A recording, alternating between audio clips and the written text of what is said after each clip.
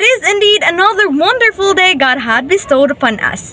I'm Yunazala Estuanda, BSNet student, and today I will be discussing the lesson 3, Simulating Philippine Workplace. So in this part of the chapter, we will be able to apply the principles of the first 2 lessons that we had learned.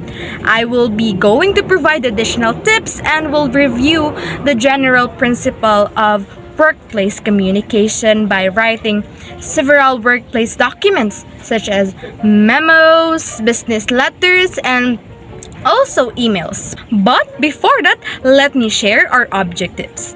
By the end of this lesson, you should be able to construct basic workplace documents based on the principles of corporate professional communication, write an effective cover letter and resume based on the guidelines for the job application process, and also to effectively introduce oneself and answer question in a scenario simulating the job interview.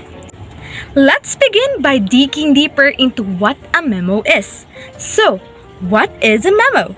A memo is an abbreviated term of the word memorandum, which derived from the Latin word memorandus, which means to be remembered. So it points out to its main function, which is to record information on an immediate matter. A business memo can be a great way to address a specific audience in a formal setting. It is used when you need to update your colleagues on an important matter, clarify or change policy, discuss an issue, make an announcement, or maybe calling a meeting at your workplace. So writing a memo really serves a variety of functions. A memo is a document that is often created with a word processor and typically printed for distribution. So a memo is really brief, so 1 page is usually enough because as what I had said, it's short and it must be on point and it will clearly state what must be done or not done. Its format is very similar to an email. It usually begins with a header section that lists the recipient's name and the job title. Like here in our example, the recipient's name is Riza Mendoza and her job title is a coordinator of employer relations. However, if addressing as a designated group, simply state the name of the group, like for example, accounting department. Then include your name and title. So Sherwin Jose's title is the legal support services. Next is to add a date. It must be complete, month, day, and year. Then add the subject. So our subject here in our example is the reaction to propose a daycare facility. We should make it brief and descriptive, yet avoid being too general. Like for example, just writing it down like reaction. No? We should avoid it, and also we should also avoid being too wordy. Avoid using many words, like for example, my reaction towards the said plan on building a daycare center with the college premises. No, it should have the right amount of information and description like this, like in our example here. Then, as you can observe, memos or most of the memos usually skip the greetings. No more dear Mr. Noel or words like I hope this email finds you well or hope you're having a great week.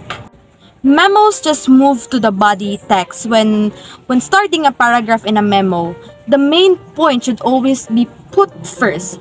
Here in our example, as we can see, the main point is the reaction to the possibility of setting up a daycare facility. So it was written in the first part because as I had said, it was the main point in writing this memo. Bullets or numbers are also used to clearly present points to make the writing a lot more straight to the point and easy to follow. Most memos, like in our example, as you can see, don't include farewell, though some of the memos have farewell. Most of them are brief and simple as it should be. Next to be discussed is the business letter. So it is a great way to present your message in a classic manner.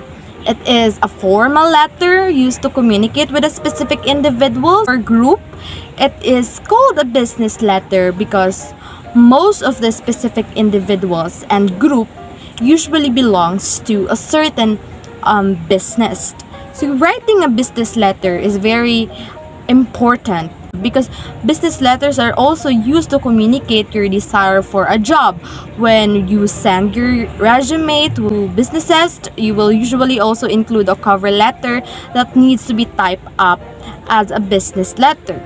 There are 6 parts of the business letter, including the heading, the recipient's address, the salutation, the message, the closing, and the signature, which is already discussed by Mr. De La Salde. So a business letter, like the memo, should be clear, concise, and also organized. So there are different ways to format your letters. However, block format is one of the most common way to write it down. Like block format keeps the text at left justified and single space with double space between paragraph and different sections. It contains brief introductory paragraph establishing the context and the purpose of the letter. The opening part should be clear, indirect. An example of an indirect opening is like this. Thank you for your email of May 11 in which you inquired about the availability of the sprinkler part of H640B. It is not clear and not directly addressing the concern. While a great example of direct opening is like this. You will be glad to know that we have an ample supply of H640B parts.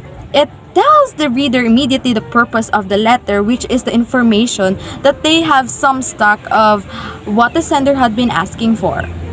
Next is the middle section. It should convey details of the message in a logical sequence and should have brief concluding paragraph, politely requesting an action, thanking the reader, or providing any additional information.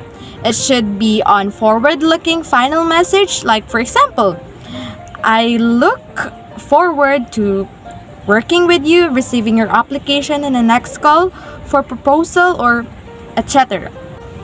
Lastly, we will discuss the work email.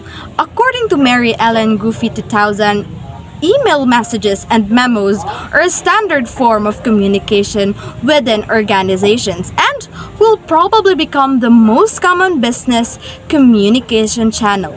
Many companies today use emails as alternative for memos due to the fact that emails are eco-friendly, not like those large documents. Many emails may be sent economically and without using paper resources. Emails are also accessible and the sender can easily send forward the message in just one click, while the receiver can also receive the message easily and efficiently. However, the problem comes in if your email contains grammatical or typographical errors, the subject line might be vague or not clear, poor formatting, or too lengthy.